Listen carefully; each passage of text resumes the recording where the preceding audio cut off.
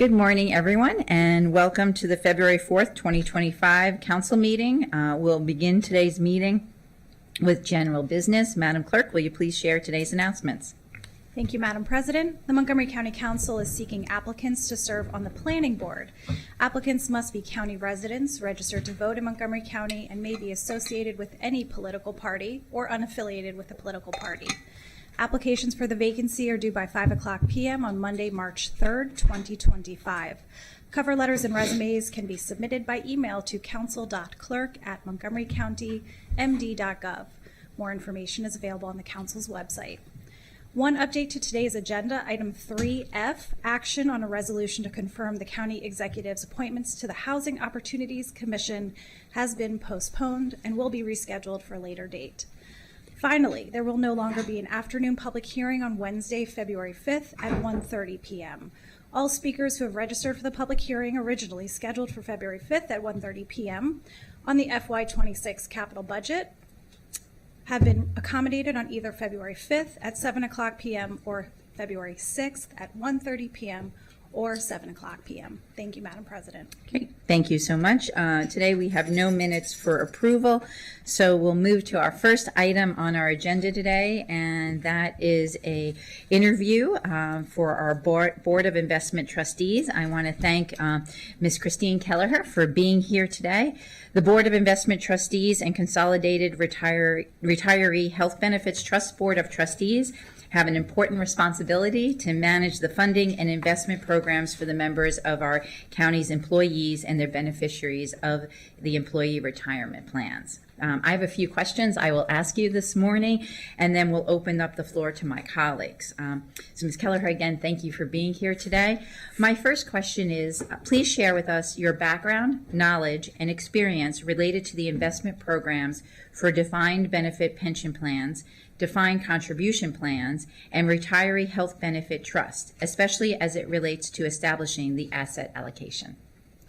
Absolutely. Good morning, everyone. It is a pleasure to be here in person. The last time I spoke with the council was in the depths of the pandemic, and we had to do this virtually. So I appreciate you having me here in person today. As for my experience, I've been managing institutional capital now for 20 years. I started my career setting up the internal investment effort, governance processes, asset allocation, and investment strategy for Georgetown University's endowment and defined benefit plan. I just wrapped up 7 years at the National Gallery of Art, where I invested their endowment and deferred compensation plan. In volunteer roles, I serve on the investment committee of the 4-H National Council, which has a long-term investment pool. The investment committee of the American Chemical Society, which manages both an endowment, defined benefit, and defined contribution plans.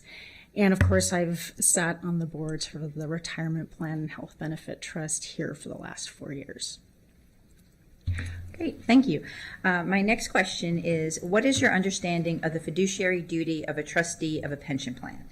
How do you integrate environmental, social, and governance, ESG factors, into investment decisions to achieve long-term financial goals and positive societal impact? Sure. So I think fiduciary responsibility involves duty of loyalty, duty of prudence, and adherence to appropriate laws. Duty of loyalty requires that trustees place the interests of the plan participants and beneficiaries first above all other interests. Duty of prudence requires investing the pool with care, skill, prudence, and loyalty. That also involves adhering to the mission of the pool of capital and the sponsor, and monitoring that pool of capital to ensure that it is managed. And of course, adherence to laws and regulations, I think, is pretty self-explanatory, but that also involves the rules and regulations of the pool of capital itself. As far as ESG is concerned, I think that it is possible and important to balance an institution's sponsor of plans values with its investment goals. But a fiduciary's responsibility is ensuring, of course, that that does not inappropriately impact the return expectations or the risk tolerance of the institution. Thank you. What are the most important issues facing the retirement plans and health benefit trusts in the coming years, and how do you plan to address them? Sure. I mean, I think the biggest challenge facing pensions across the country are their funded status. Many plans are underfunded, and that puts at risk the ability for us to support our civil servants in their retirement. A second challenge, which feeds into the first, is due to our country's incredible prosperity and investment in medical research and healthcare, we are living much longer. And I'm sure plan actuaries 40 years ago were not including that in their model. So both to ensure that our current and our future beneficiaries get their full benefits, these pools have to be prudently managed. I think it's also, difficult for, especially for people in your seats, to manage the different stakeholders that are involved between taxpayers, current employees, and the plan beneficiaries, those who are receiving benefits now. There can be some tension there, and that also speaks to ensuring there's good governance over the plan. Thank you. The fourth question is, the council must not confirm any person who furnishes to pension funds and other institutional investors, or any person who is employed by a firm that furnishes to pension funds and other institutional investors, the kind of investment services purchased by the boards. Is there anything in your current employment that would create a conflict of interest with your obligations as a member of the boards, or are there any other potential conflicts of interest which you are aware of? Sure. So my current employer is Strategic Investment Group, which is one of the oldest outsourced CIO firms in the country. My firm manages capital on behalf of over 30 institutions, including endowments and foundations, healthcare institutions, and pensions. However, we do not work with public pensions, and as you all know, Montgomery County's retirement system and healthcare benefit trust are managed by an internal team, and the trustees thus far have expressed no interest in outsourcing that function. So I do not believe that that presents a conflict of interest, and I don't believe that any of my other activities present a conflict of interest. Thank you. And finally, the last question I have for you is, as you know, the boards meet 4 times a year, usually on Fridays in January, April, July, and October. Will you continue to be available to make the time commitment for the board? Yes. Great. Terrific. Now I will turn and see if any of my colleagues have any additional questions. I am not seeing anything. Ms. Kelleher, would you like to add anything else that we did not ask you? No, I've just, have been honored to be sitting in this role. I have really enjoyed participating with my fellow trustees, and I appreciate the opportunity to continue to serve. Great. And we do have a question from Councilmember Sales. Thank you. Thank you, Madam President, and thank you, Ms. Keller, for reapplying for another term.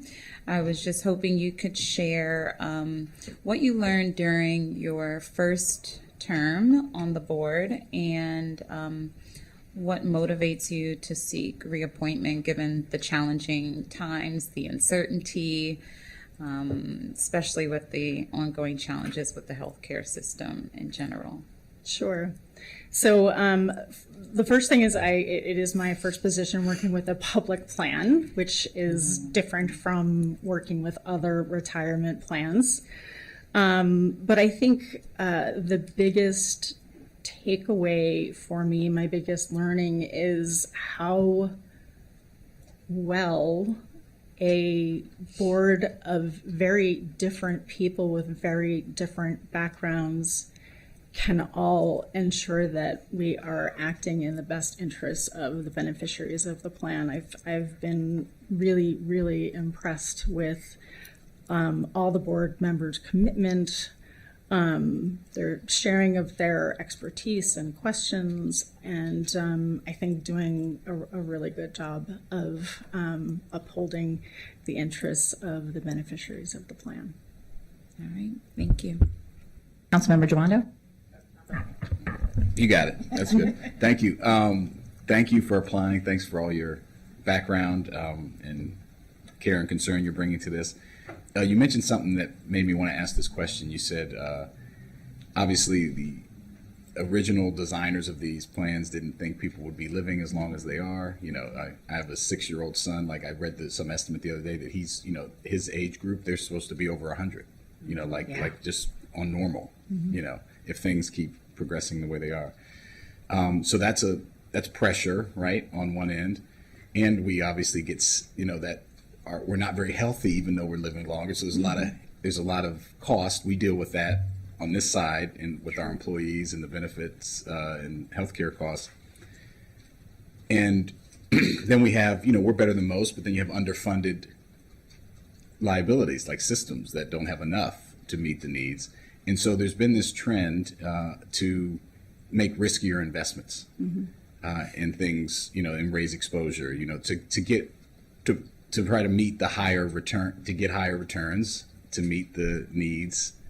Could you talk about how you think about those competing pressures of that in that trend? And is that a good thing, or is it more about right-sizing the expectations so that we can take less risky investments and the relationship there? Hopefully that question makes sense. Oh, it absolutely makes sense. I mean, I do think that is the biggest challenge that we face. I do hope we're entering an environment where it's a better environment for investing a diversified portfolio. But this last period that we were in, there was serious concern about having to take so much risk to meet your targeted return. I think it's super important in managing that to ensure that the actuaries are doing their job, that they are updating their models, that they are being really smart about projecting for us what our liabilities will be. And to your point, you know, there is an obligation, I think, from the sponsor. Not all sponsors are as healthy as others, but you know, there is more certainty when the sponsor can contribute as well to ensuring that the funded status is closer to, if not fully, 100%. I appreciate it. Thank you for your willingness to serve. Thank you. Thank you again for being here today. I want to give a special thank you to our Deputy Clerk, Helen Shue, who coordinated this interview today but could not be here because she is participating in the Accelerator Innovation Commencement today. So, Ms. Kelleher, thank you for being here. We look forward to your service. Thank you very much. Great. All right, agenda item number 2. We have Mr. Lachenko and Mr. Mia who are joining us. This is action on the FY25 to 30 capital improvements program spending affordability guidelines. As a reminder, the council must adopt spending affordability guidelines for the aggregate capital budget by the first Tuesday in October of every odd numbered calendar year. And the council also is able to revise the guidelines by the first Tuesday in February, which happens to be today. We can do that annually if the economic and fiscal conditions have changed significantly. According to the Montgomery County Code, revisions to our spending affordability guidelines should reflect a significant change in conditions regarding affordability and not consider need. The Government Operations and Fiscal Policy Committee reviewed the relevant economic and fiscal indicators about the county's debt level during its January 23rd meeting. The committee unanimously recommends that the council retain the council-adopted guidelines from September 2023 and affirmed on February 6th of 2024 and May 23rd of 2024 because the conditions have not changed to warrant a change in the adopted guidelines. Mr. Lachenko or Mr. Meir, do you have anything else to add? We do not. Nope. Terrific. All right. Well, we have. That might be the shortest you've ever been, Mr. Lachenko. We have an amendment. We have no amendments to this, approve. and we have a recommendation from the committee. Not seeing any other comments here. Is there a second for the committee recommendations? Councilmember Balcom seconds. All those in favor, please raise your hand. And that is unanimous. All right, item number 3 is our consent calendar. I will entertain a motion to approve the consent calendar. So moved. Councilmember Lukey moved. Do I have a second? Second. Councilmember Sales seconded. All those in favor, please raise your hand. And that is unanimous. We are super early for our recognition of Black History Month. So we're going to take a recess and be back here at 11:30. So we'll come back at 11:30 to join us. Thank you.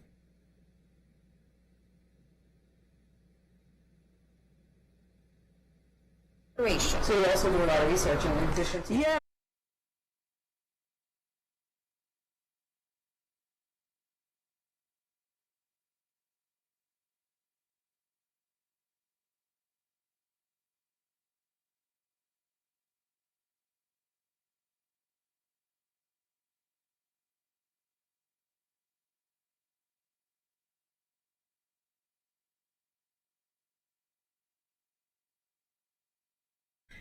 Great. Thank you, Madam Clerk, and welcome back to the council session today. I'm so glad to have everyone here with us. And I just want to recognize a few people who have joined us. And I know this is always a dangerous thing to do, is to recognize people in our audience. But we just want to thank everyone for joining us today. We are going to have our county executive, Mark Elridge, is joining us. We have Karen Hendricks from our Senator Van Hollen's office. We have a number of people from Congressman Raskin's office, including Joseph Young, Kathleen Connor, and Maria Hamed, and Ada Mejia. Are all here. The Raskin office showing up big. We have the City of Rockville. Mayor Ashton will be joining us today. Mayor Searcy from the City of Tacoma Park. The Vice President Ed Reed from the town of Poolesville. I also want to take the moment to recognize our incredible directors here in Montgomery County who we have working for our county government. In HHS, our Health and Human Services, we have Director Bridges, Dr. Davis, and Dr. Ashford, amazing team at HHS. Our Director of Human Resources, Tracy Anderson, is with us today. We have Battalion Chief D. Howard Richards and our Planning Board Chair, Artie Harris. I could go on and introduce every single person in this room, but we will get to honoring a number of other people and being able to honor all of you over lunch today. But I just wanted to say thank you for each and every one of you for coming out today. As we gather here today to commemorate Black History Month, we reflect on this year's theme, African Americans and labor. And so today we recognize the enduring legacy and the impact of African Americans in the workplace, the labor movement, and the ongoing fight for workers' rights and economic justice. African American history is American history. The United States exists because of the labor of Black people who built this nation's economic foundation through the brutal system of enslavement and continue to sustain its growth after emancipation, all the while enduring systemic oppression and fighting for injustice.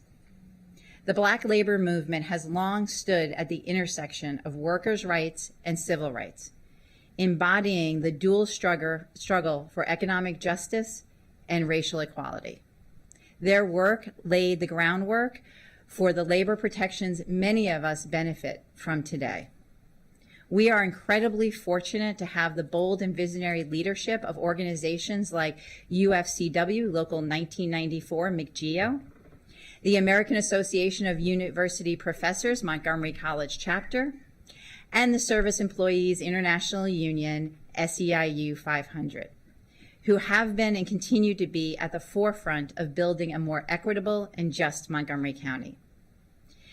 Now is not the time to sit by idly, but to draw inspiration from the courageous spirit of the Black community and labor organizations who have fought for workers' rights, a struggle that is the responsibility of every one of us to continue. We must remain vigilant as we are witnessing firsthand the fragility of democracy, underscored by all the developments coming from the federal government. In Montgomery County, we remain steadfast in our commitment to fairness, justice, and equal treatment under the law. And during Black History Month and throughout the entire year, we express our gratitude to African Americans for their immeasurable contributions to these goals. Next, we're going to hear from our Council Vice President, Will Jawando, followed by Council Member Lori Ann Sales. And then after that, we will watch a video produced by Jordan Lindsay and Joe Thompson from our Emmy Award-winning communications team. Council Vice President Jawando. Thank you, Council President Stewart. Good morning, everyone. All right, there we go. That was okay. It's truly an honor to be with you today as we've come again to celebrate Black History Month. And yes, we are going to celebrate Black History Month in Montgomery County now and in the future. No matter what's going on anywhere else, we're going to reflect and honor and recommit ourselves to the work that we know still lies ahead. I'm proud to be here in Montgomery County. As was mentioned, this theme this year is African Americans in labor. We're going to see some great labor leaders here in a moment. It reminds us of a very fundamental truth, that Black history is American history, and that the history of the labor movement and labor for Black people, both forced and freely given, is a labor that literally built this nation. It shaped its economy and continues to define its progress. From the plantations where enslaved Africans toiled in the mid-19th century here in Montgomery County, that was 40% of our population, to now the Black-owned businesses that continue to innovate and trailblaze, to the labor unions that stood on the front lines and stand on the front lines to struggle for workers' rights. Our story has always been one of resilience, of perseverance, and of transformation. Here in Montgomery County, that work continues. Every day, workers, Black workers, educators, healthcare providers, transit operators, public servants, entrepreneurs are making this community stronger, more just, and more equitable. That doesn't happen by accident. It's because of the leaders, several of whom you'll learn about today, who refuse to accept anything less than dignity and respect for working people. So I want to take a moment to recognize and thank some of those leaders today. Pia Morrison, president of SEIU Local 500. Thank you for fighting. Yes, you heard. Carl Smith, vice president of the AAUP Montgomery College Chapter, who's also one of our nominees in the back.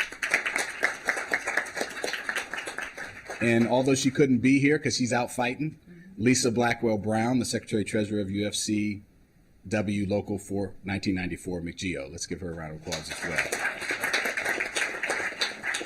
And all of her team that are here on our behalf.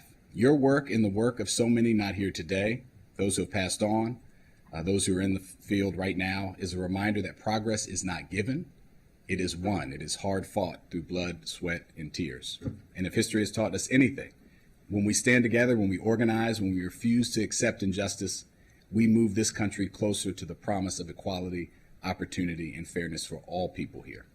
So with that, happy Black History Month. And I'm proud to turn it over to my sister and colleague, Councilmember Lori Ann Sales.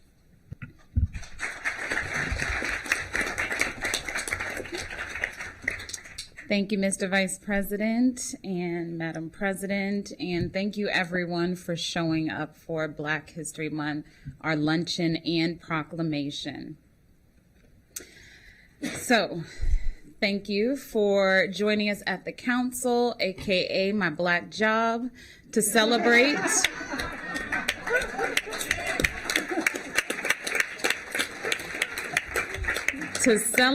our Black History Month proclamation and luncheon. This year's theme, African Americans and Labor, highlights the significant role that work, both voluntary and involuntary, has played in the experiences of Black lives throughout history. Enslaved Black people built this country and continue to play a critical role in industries that rely on our relentless hard work and ingenuity. After the week we've had, let us just take a moment to reflect on how far we've come. Despite past atrocities, we press forward toward a more just and equitable future and workforce. Celebrating Black History Month with pride is crucial as we confront rhetoric that seeks to undermine Black American sacrifices and contributions. We face a deliberate effort to erase history and initiatives for diversity, equity, and inclusion, face aggressive attacks from the administration that sparked their implementation in boardrooms worldwide. Despite these challenges, Black Americans continue demonstrating extraordinary resilience and strength, inspiring us all with their unwavering determination and remarkable progress. Their resilience is a beacon of hope in our journey towards a more just and equitable future. Today also marks Rosa Parks' birthday, a poignant reminder of her courageous defiance against injustice. While commuting home from work as a seamstress, Rosa Parks refused to give up her seat to a white passenger, igniting a movement that changed the course of history. Her legacy continues to inspire my work today. Despite these Jim Crow-esque laws that threaten to unravel our progress, we must honor the generations before us and reinforce the undeniable value of Black sacrifices in shaping a better nation. As many of you know, I'm the first Black woman and the first person of Jamaican heritage elected countywide, but I vow not to be the last. I stand here proudly as the daughter of Jamaican immigrants who devoted their lives to public service, instilling in me an unwavering commitment to our community. I am a living testament that despite barriers to progress, hard work and determination are the tools I use to dismantle any obstacles. Since my election, I have focused primarily on breaking down barriers. This year, I partnered with Councilmember Jawando to introduce a bill that the council unanimously passed, extending the sunset date for the county's minority-owned business purchasing program by 5 years until 2029. This program has already generated a substantial $30 million increase in businesses across various sectors in FY23 compared to FY22. Despite systemic barriers, this achievement signifies significant progress toward achieving past injustices and makes us optimistic about the future. It's a clear sign that our efforts are not in vain and we are moving in the right direction. As you enjoy your lunch today from My Cup Runneth Over, a Black-owned business, I want you to reflect on the fact that we are 159 years past the abolition of slavery and 60 years beyond the legal end of segregation. Despite this progress, systemic barriers such as the racial wealth gap, unequal pay, discriminatory lending practices, redlining, and unequal access to quality education persist. Additionally, there's a continued lack of representation in leadership positions and a systemic undervaluation of Black homes, neighborhoods, public amenities, and labor. Despite this narrative, we celebrate the historic elections of local leaders like former County Executive Leggett, former Council Member Valerie Irvin, Governor Wes Moore, Attorney General Anthony Brown, and U.S. Senator Angela Brooks. These leaders and many others have positioned Maryland as a blueprint for electing Black politicians. In conclusion, as we reflect on our journey, our advocacy and contributions across the nation have laid a strong foundation for the future. Black Americans have exemplified resilience and excellence, making significant strides in scientific, cultural, and civil rights arenas. Despite our achievements, Black individuals cannot ensure full dignity and equity in our labor alone.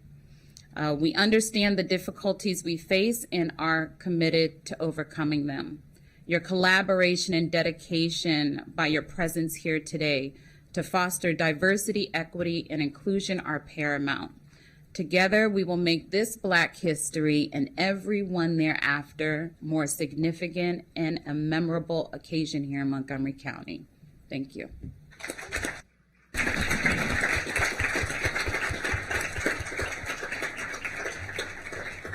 Thank you so much to my colleagues, and I do need to extend apologies to Division Chief D. Howard Richards, that I got her title wrong, and I thank the Chair of Public Safety to make sure that we appropriately acknowledge her. I also want to thank, among the unions who are here today, MCEA for joining us as well. And now we have a terrific video for you all to watch.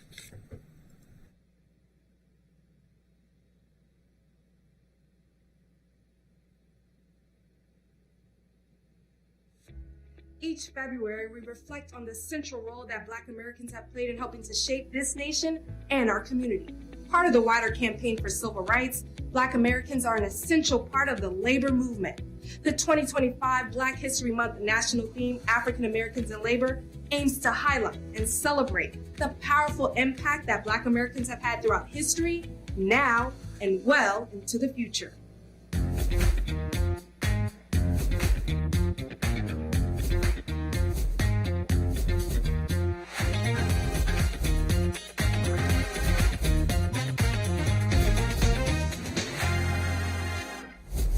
Throughout U.S. labor history, Black workers have played a key role not only in forming some unions, but helping to secure improved pay, benefits, and working conditions, even amid ongoing discrimination.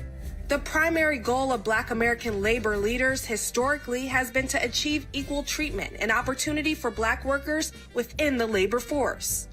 Just like representation within the American labor movement mattered for Blacks throughout history, it also matters today and is very evident in some labor unions located right here in Montgomery County. All the locals in the UFCW bring representatives, they bring delegates, and we go to this huge thing. UFCW Local 1994, based in Gaithersburg, fights to give employees across the DMV a real voice on the job. The history of UFCW Local 1994, we go by McGEO, which is Municipal and County Government Employees Organization. McGEO was founded in 1993. The only president we've ever known, President Gino Wren, he and a group of individuals, including my father, David Blackwell, Sr., decided that Montgomery County employees should have a voice at the table when it came to wages and benefits and working conditions. In Montgomery County, we represent about 6,000, but we also represent employees in Prince George's County, Anne Arundel County, and Allegheny County. We represent all types of classifications. We basically represent everyone that supports all the services in this community in Montgomery County, which is why them having a voice at the table is so very important, because we uplift and support the community on a daily basis. Secretary-Treasurer Lisa Blackwell Brown says although they help to protect a variety of workers, Black representation at UFCW Local 1994 has always been important. I've known McGEO my whole life. My dad was one of the first people at ABS that started to organize the employees there, telling them that they needed to have a voice at the table. And being a Black employee in Montgomery County at that time, my dad felt the brunt and the burden of all the things that were not necessarily positive. Him fighting for that and fighting for collective bargaining and fighting for being that voice for the underserved in the workforce was something that he was just passionate about, and that passion has just carried on in me, through me. I Can't imagine working anywhere else and doing anything else. There's no North or South America. They, 450, they didn't know about that. And serving as the voice of the profession in higher education, there's the American Association of University Professors. AAUP's Montgomery College chapter helps assist faculty in a collective bargaining relationship with the institution's administration. How many of you are thinking about becoming political science majors?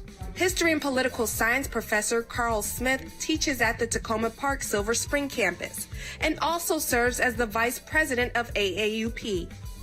AAUP has been around since 1915, and it came about because it seemed to be there were some issues regarding academic freedom. Here in Montgomery College, we've been a member of AAUP since the 1980s.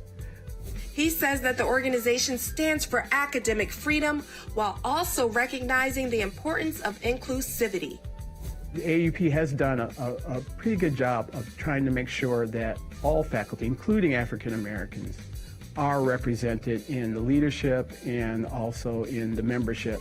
The more we all embrace diversity and inclusion, I think is also a strength for the country. Service Employees International Union 500, or SEIU, is based in Gaithersburg. This labor union is comprised of teachers, paraprofessionals, part-time faculty, and workers. Good morning, Jessica. How are you? Good morning. President of SEIU, Pia Morrison, says they are 20,000 strong and growing. Montgomery County Public Schools is the largest school district in Maryland. We represent the almost 10,000 support staff professionals there.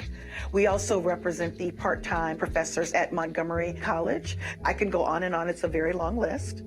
By representing so many people, Pia says their future goals include continuing to stand united, advocating for justice and fairness. Black representation in labor is so important because I believe racial justice and worker justice and economic justice are all concepts and principles that are inextricably linked. When Black people get involved in labor and when we represent Black people, we also represent everyone, and at the end of the day, everyone benefits, because we know that when we empower workers of all colors, we know that society at large is better. With all the major contributions Black Americans have made throughout the labor movement, we take a moment to acknowledge how far we've come and set the bar even higher for the next generations.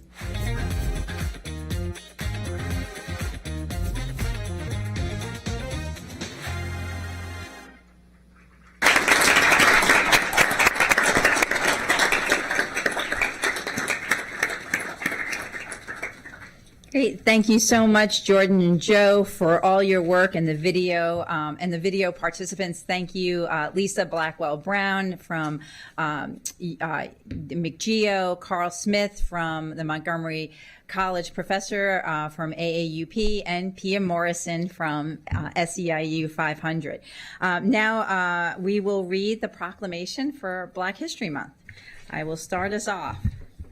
Whereas February is National Black History Month, which recognizes and honors contributions that African Americans have made to this country, as well as the events and history of the African diaspora, and whereas on January 1st, 1863, President Abraham Lincoln issued the Emancipation Proclamation, setting the United States of America on a path to end slavery, and 1 century later, in 1963, more than 200,000 Americans gathered for the March on Washington for Jobs and Freedom, calling for African American civil and economic rights. And whereas Black History Month had its beginnings in the United States in 1926, when Black educator and historian Carter G. Woodson moved to officially recognize the achievements and contributions of African Americans to our nation's history and identity. And whereas enslaved Africans were brought to this country and endured brutal and inhumane conditions, and those who survived from generations of people became educators, doctors, scientists, world changers, and much more.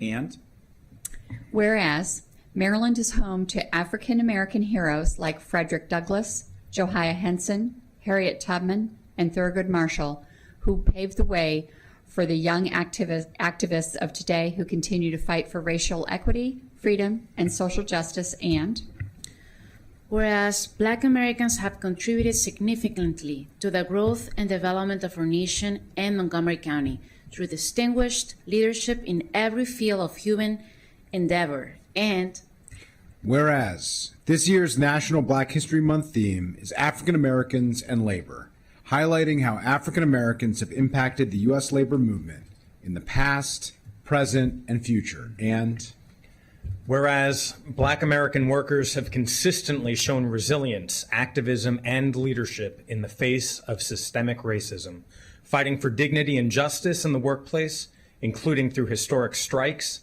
sit-ins, and advocacy for the end of discriminatory labor practices. And whereas African Americans have served and continue to serve in vital and often underappreciated roles, including as frontline workers in healthcare, education, transportation, and other essential services providing stability and support to communities across the nation.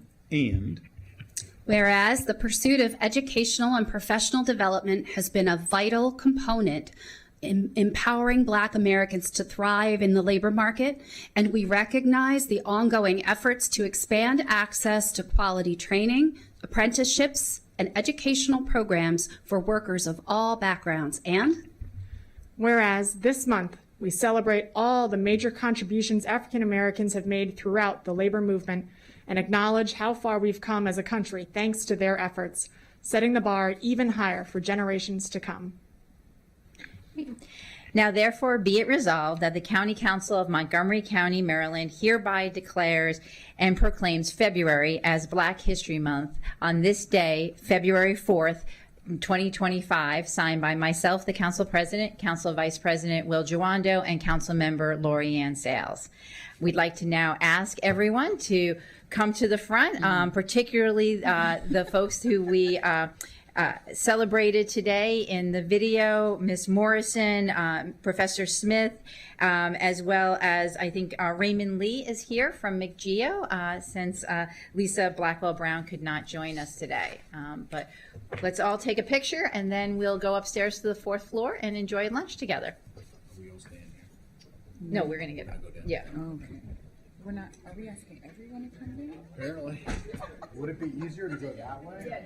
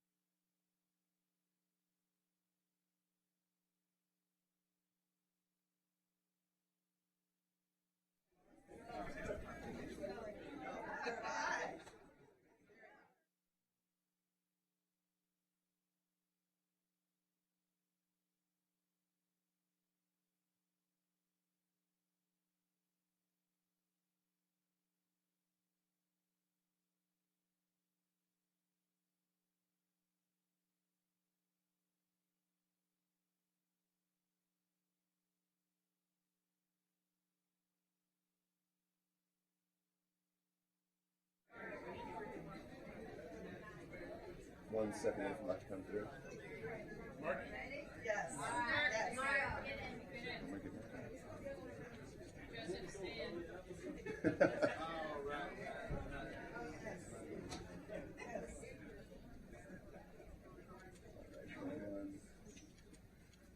All right, everybody, look this way.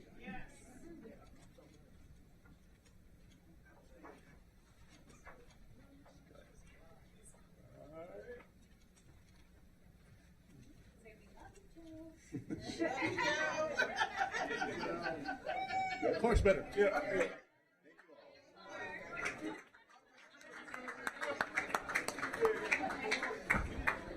All right, fourth floor for lunch, and the council is in recess till 1:15.